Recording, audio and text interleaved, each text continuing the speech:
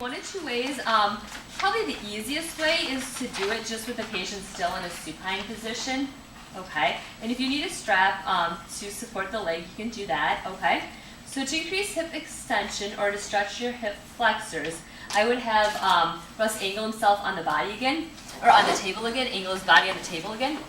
So I would put him here, and I would let this leg drop off the side. Now the other leg can either be flexed up to his chest if he can do that.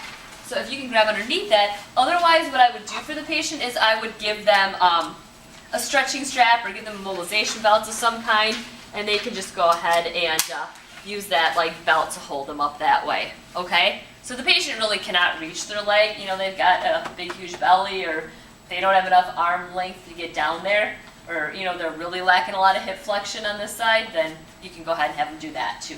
Okay? So either way, foot flat on the plinth or knee touch up to the other side, okay? So once again, this one, you can perform this prone, like I said. If you want to not stretch your rectus femoris, now remember your rectus femoris is both a knee extensor and a hip flexor, okay, because it crosses the hip joint as well. So if you don't want to stretch that rectus femoris by bringing that knee into flexion, you just let the knee stay relaxed. I'll show you how to stretch the rectus in a second, okay?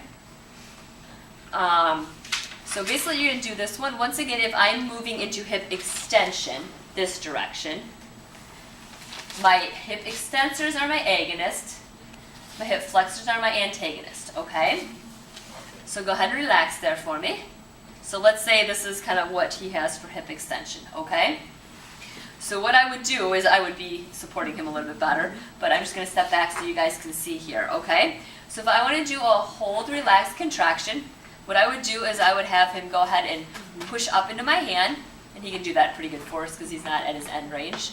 6 to 10 seconds, relax, stretch farther into hip extension.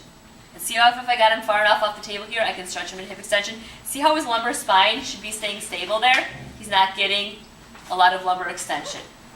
If you got a patient that's getting a lot of lumbar extension, then you need to do something with that other leg more appropriately, okay? So if I want to do a agonist contraction, my agonist muscles are my hip extensors. So I'm going to have him push down toward the ground first. Go ahead and push into my hand. 6 to 10 seconds, relax, stretch farther into hip extension. Okay? And I would probably be up here, you know, kind of pulling down this direction. Okay? For the combination, hold, relax, agonist, contraction, I'm going to have him push up followed by a push down. So go ahead and push up into my hand, 6 to 10 seconds. Push down into my hand, 6 to 10. Relax, stretch farther in hip extension. Now, we don't necessarily have to practice, I mean, you can practice the hold, relax technique, but we want you to at least know how to stretch your rectus, okay? So I know last time we got so caught up about how to stabilize and how to mobilize. I'm going to show you how to do it. But I want you to at least know how to stretch the hip, the rectus femoris, okay? So once again, I said that's a 2-joint muscle. It crosses both the hip and the knee. In order to stretch that, we would be bringing it into knee flexion and hip extension. So I would do this. I would stretch the rectus this direction, okay? Are you blocking the foot?